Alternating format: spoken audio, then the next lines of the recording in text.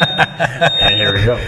Lights, camera, action. That's awesome. RMC, what is this? Episode 7? 7. Nice. We're slowly cooking along. Flying. Today, what's on deck, we're going to talk about fitness and what, obviously, sport it will lead into and how it can help with all of that good stuff. So let's just start the topic off with sports that we've played. So what sports did you grow up playing? What did you do to aid in those sports as you were kind of getting into it? Start there. Yeah, football was my main sport. I started that 5th grade, played through freshman year, kind of sophomore year of college, but that was the main one. Wrestling in high school. Did some track and field. That was more just to do something. Wasn't very good at it, but kind of stay in shape a little bit. So those are the main ones. And then after football, Olympic weightlifting, now CrossFit, and life in general. I started off as a Pokemon card athlete. No. Absolutely. The first real sport I did was wrestling in junior high, but I thought it was WWE or WWF at that time. And so I literally was like, I got there, heard it over the announcements. I was like, there's no chairs, there's no ring. What is this? I had no idea what wrestling was. And then because I couldn't do anything else. So I wrestled junior high school, and then I had a little bit of sprinkling of powerlifting in there, a little sprinkling of Quidditch in there, which we don't need to talk about, but I will just I kind of want to talk about it. That's awesome. Maybe episode 8. Yeah. Garrett and Quidditch. Quidditch, and then I really got into running in grad school, chiropractic school, and done lots of marathons and things like that. Cool. So. Yeah, and I started out, hockey was my main sport. Played baseball all the way through high school as well. Played volleyball actually all 4 years of high school. I did not know that. Yep. I was almost quit hockey to play in college. What? Yeah, pretty wild, huh? That is wild. I can't see you as a volleyball player at all. 4 years, varsity hands, bro. Would you still have a beard if you were? Well, you probably didn't have a beard in college like this, anyways. It popped out of nowhere my junior year. I just can't It went from my long hair to my just chin. with your flow like that you had, you were a hockey player. I can't imagine you like jumping up and down. But it was The hairstyles are very different. I had a 36-inch vertical my senior year of high school. It was pretty ridiculous. Explains that box jump. Yes, High score. absolutely. Okay. But yeah, so volleyball, hockey, baseball, those are the main sports. Still play hockey to this day. Moving into the golf world as well. But outside of that, yeah, staying active. So from there, let's move into just thinking about how does fitness overall help you kind of prepare for these athletics that we have or endeavors that we will do, or people out in the Mequon area, how can we help them throughout their sport lifestyle? I would say, the first thing is your fitness base gets you to a place where you don't have to always get ready, but you stay ready, right? So each sport can be sport specific, but at the same time your fitness level can then translate and turn into whatever you're specifically training for, right? So I think in terms of just the people of Mequon, just people in general, your fitness level should always be a priority, and then you can kind of change the specifics of what you're doing based off your goals and what you got going on, right? Absolutely. I think it just helps you enjoy life better. I mean, it enjoys the competition, of course, too, but even just life in general is a little bit easier when you have that fitness base, like you talked about. One thing I did mention that I've recently gotten into the last 6-7 months is jiu-jitsu, which has been fun, and having the wrestling background, but not knowing much of the technique has still been somewhat of an easy transition to get into because of the conditioning of the gym, of what CrossFit's provided, versus if I'm only doing, this 2 hours a week of an activity. I'm not going to enjoy it a lot if I'm just constantly gassed. So, it just makes life in general easier, more fun, but specifically competition like we're touching on here, you're just going to enjoy it more if you have that fitness base and it's not a massive challenge every time you compete. I'm right there with you. And going based off of how my life is on Sunday, skating only 1 day a week, it's tough. Yeah. It brings a whole different perspective of how much you enjoy it as a kid. And then you move into the adult world and you're like, all right, I get to play, I get to go play. But when you're sucking wind and you have 12 other guys instead of the 20 that you'd normally be used to rolling through, and you're like, can you just stay out there a little longer and then your shift becomes super long? It's brutal. But without fitness and being in the area that I am, those Sunday games would be terrible. Right? You need to be able to go through a competition whether it be a traditional sport or a fitness sport. If you don't have a training regimen to follow before you move into that, it's going to be night and day. So it's tough, but I'm thankful that we get to do the fun stuff inside of the gym. Yeah.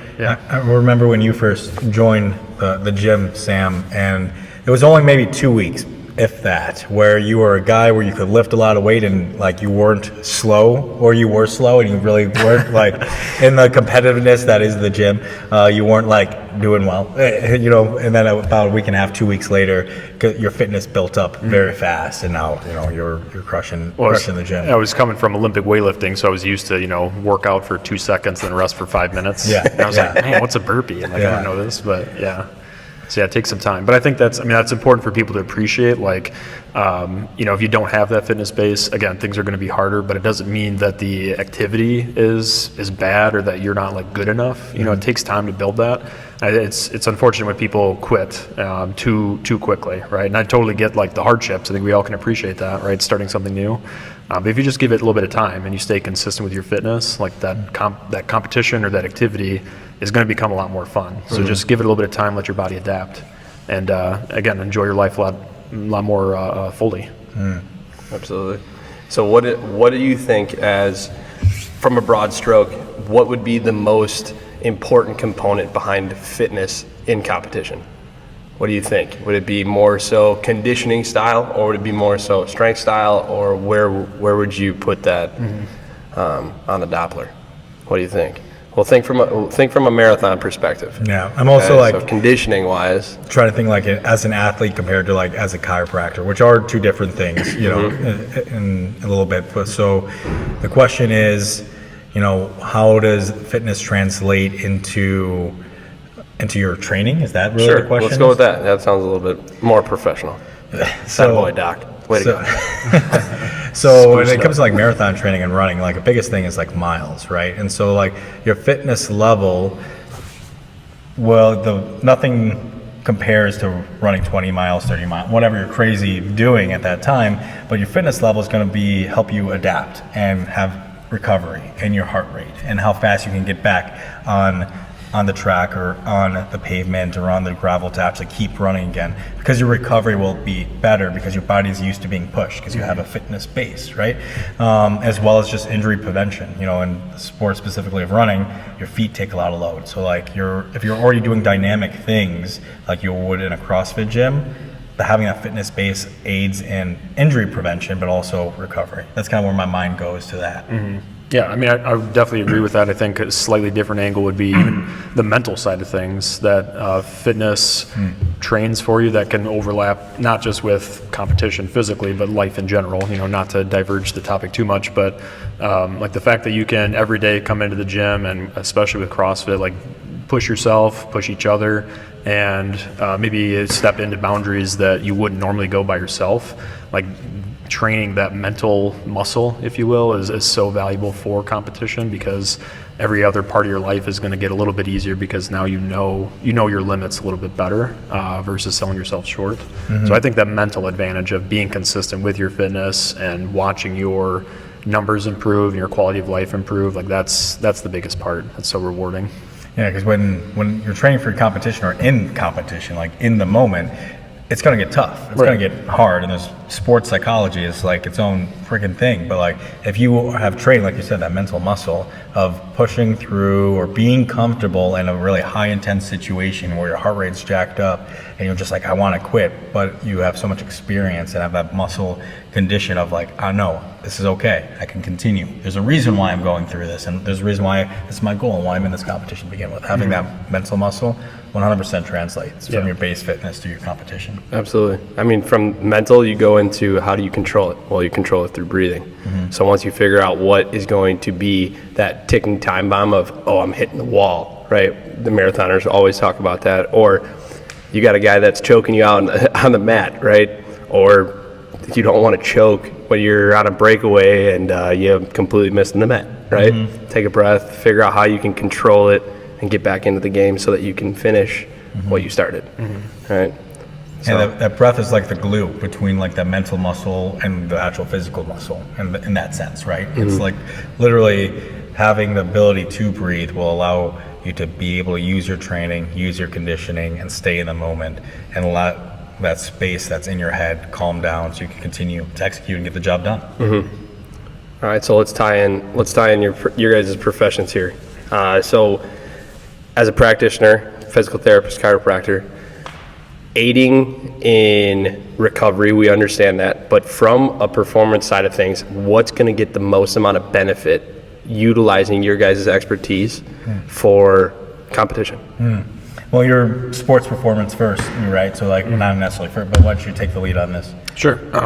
You're asking like a specific intervention we would use or something more broad? Yeah, I mean, obviously it's going to be sports specific, but I think the main thing for a lot of sports is going to be having a cardiovascular base, and unless you're talking Olympic weightlifting, you have to have good cardio before anything else is going to be viable.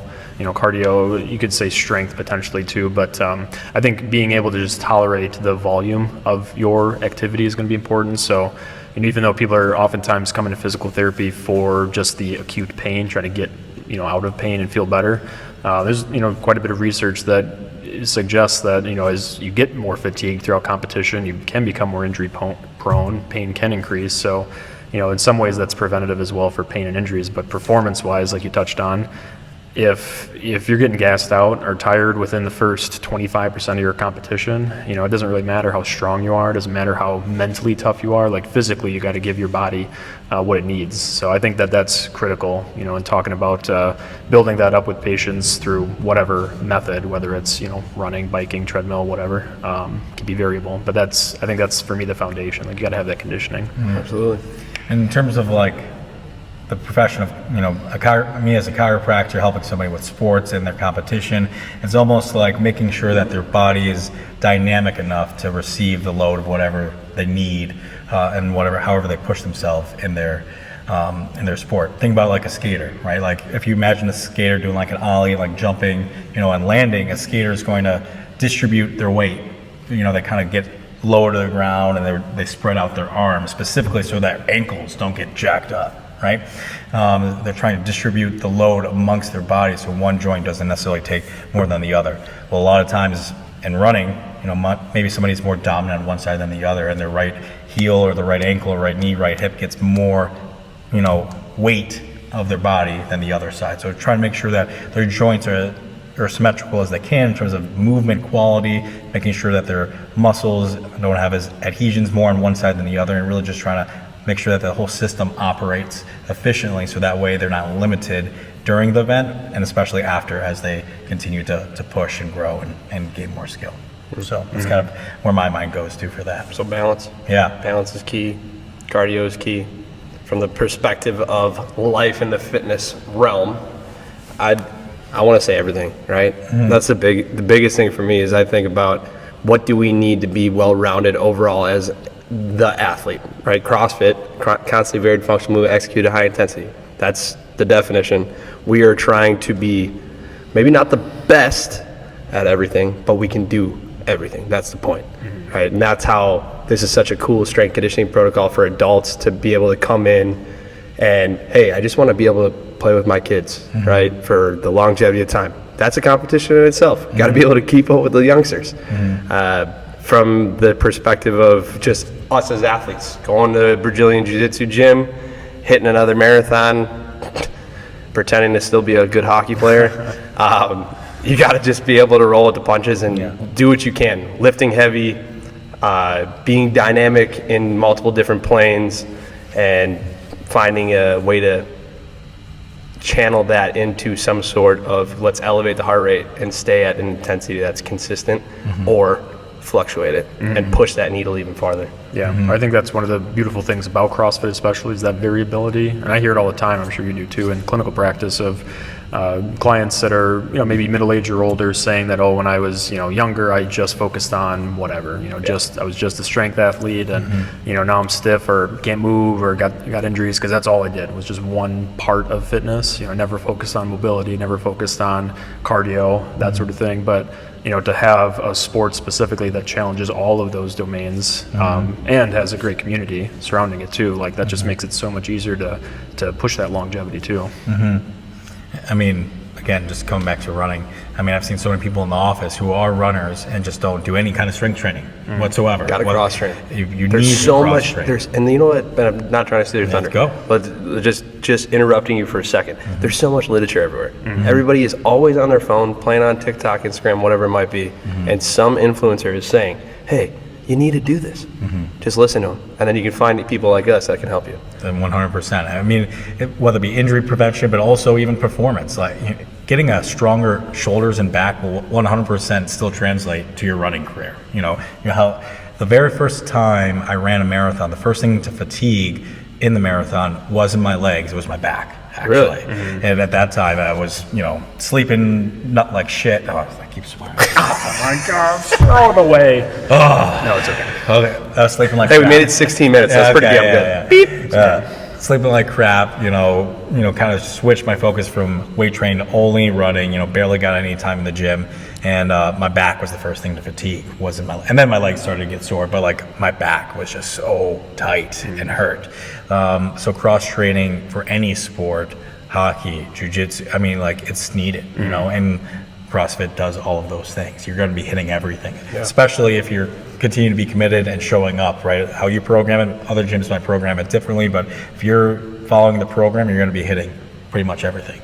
That's the goal. Yeah. Stay consistent, do a little bit of everything, and find new PRs that you can continue to smash. On that topic, do you want to almost like talk about like your philosophy and like how you've trained? Right now, your block is a little bit different, but like and how and why you've programmed the way you have, as an example of like cross training, right? Absolutely.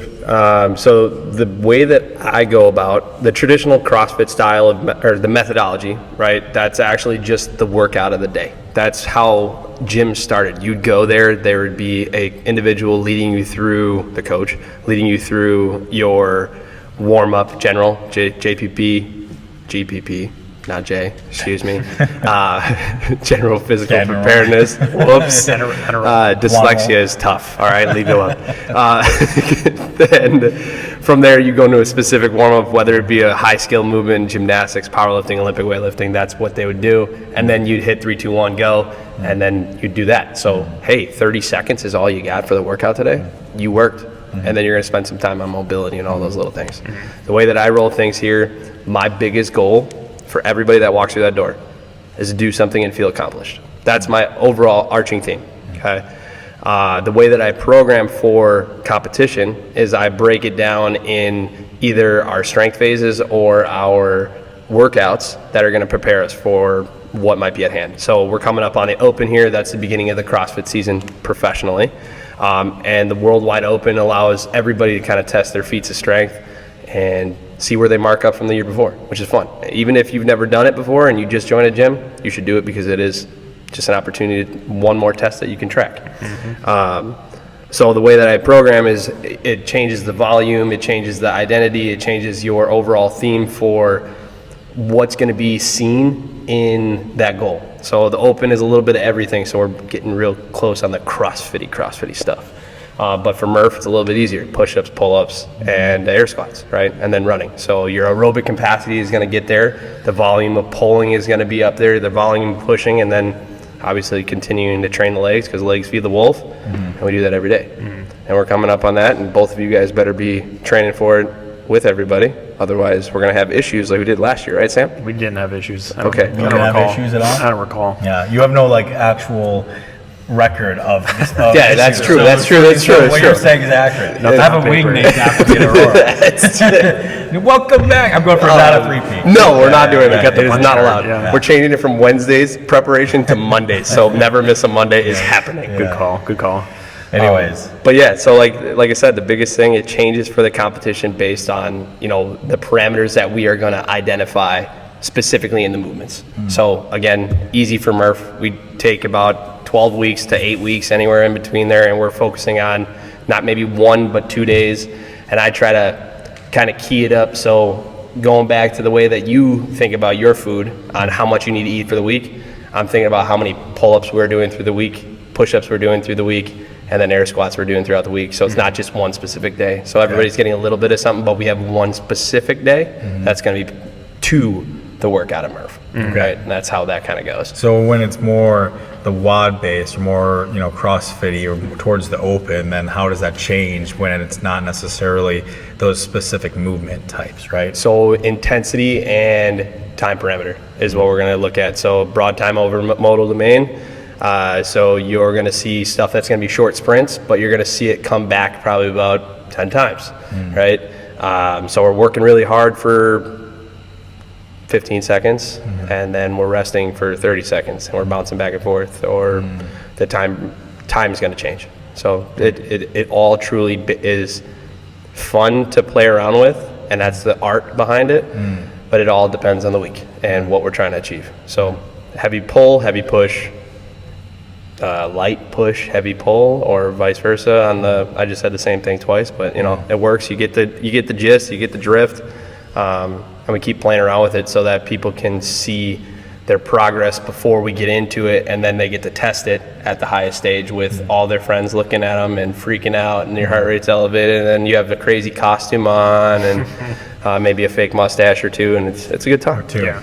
Well, I think it's important though to point out to tie this into performance too, is to hear that there's a science, a methodology behind it. You're not just coming to the gym, just randomly working out for whatever 6 months to a year and seeing what happens. I think that's a lot of times how people either quit a gym or quit their routine is because they try to just do it themselves all the time. And you know, depending on your goals, that's fine. But if you really want to try to perform at your best, like to have a coach who knows what they're doing and a community of people that are also trying to push themselves, you know, having a system where you're not going to burn out, you're not going to plateau, right? It's not going to be perfectly linear, but like I said, there's a system to it, so you can really maximize that performance and not, you know, peter out after a year of fitness and say, it's not worth it. Yeah. Well, I think, you know, a criticism of CrossFit is criticism of everything, right? But like one of CrossFit would be that if it's known and unknowable and you're training for the unknowable, like how do you measure your progress, right? Like I see that online, I see people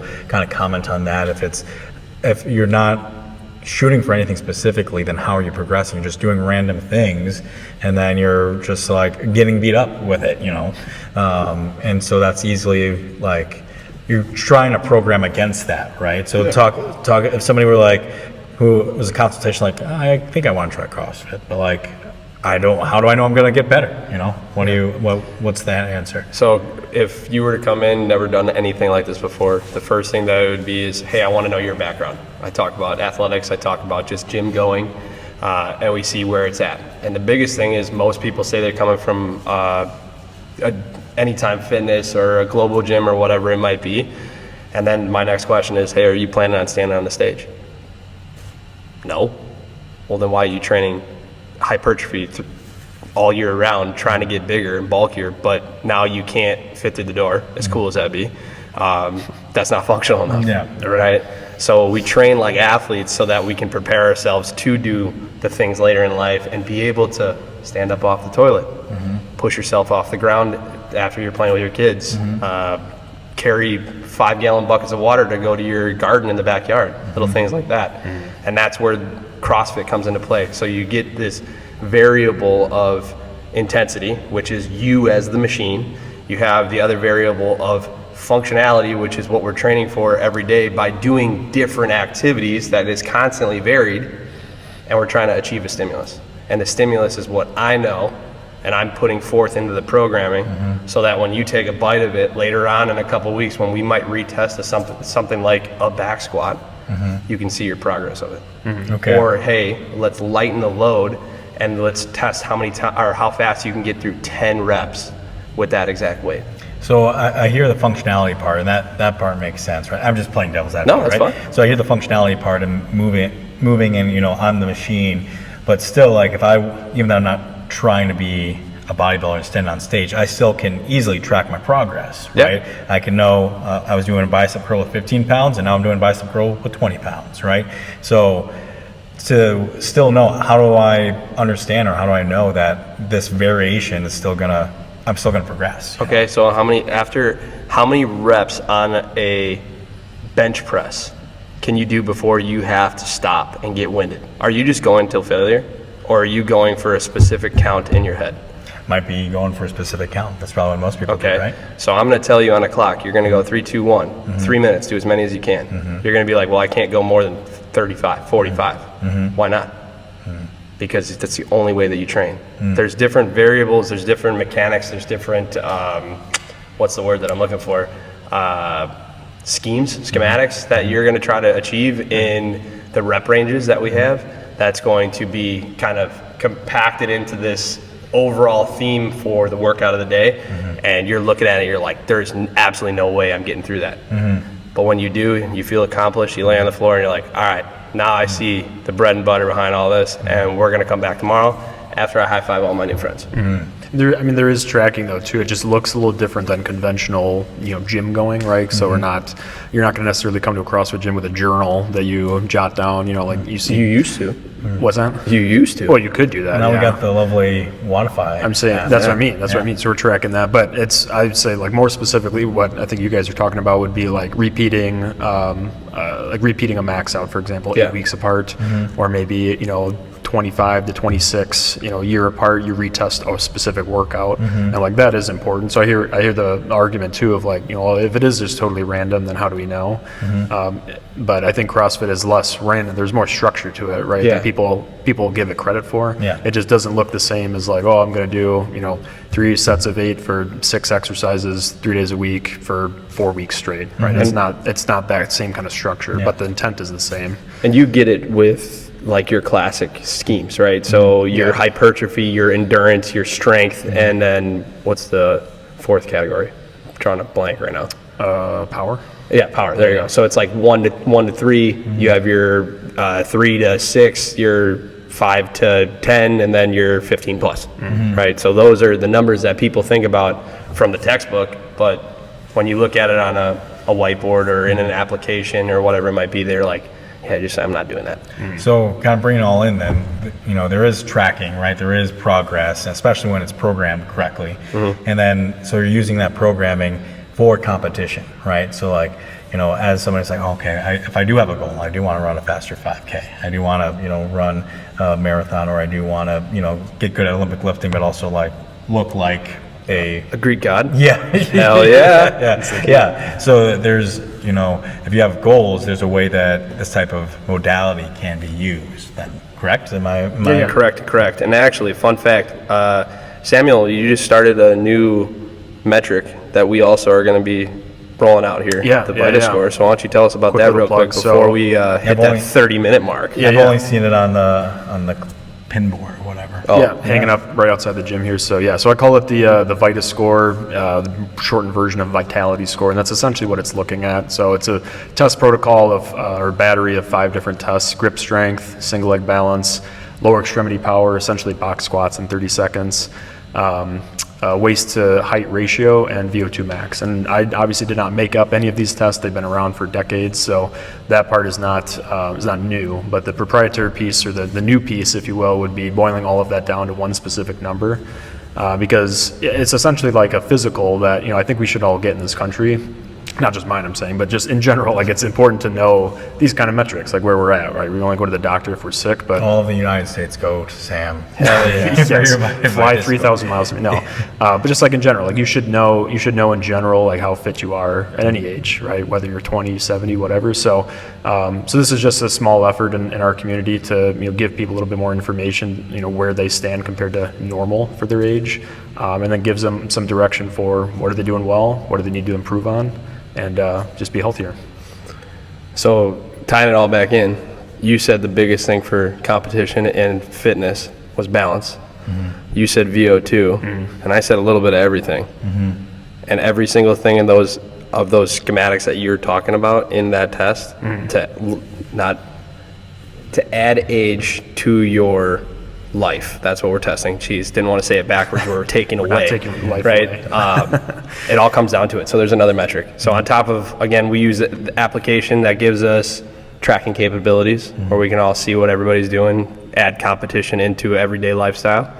There's other things outside of the gym that we can test, right? On top of clothes fitting, how we look in the mirror, how well we're eating, how well we're sleeping, how well we're staying hydrated. All of that is fitness. And that is just literally what we do our lives on. Yeah. Right? Whether it be chiropractic, physical therapy, or just going to the gym. For sure. So It's all life. it's all life. Excellent. Well, that's a wrap as we are winding down the clock. And we're going to hear it. I think we're going to hear it. Yep. Yeah. There we go. There you So, trying this new thing. Thanks for tuning in. See you on the next one. Peace out.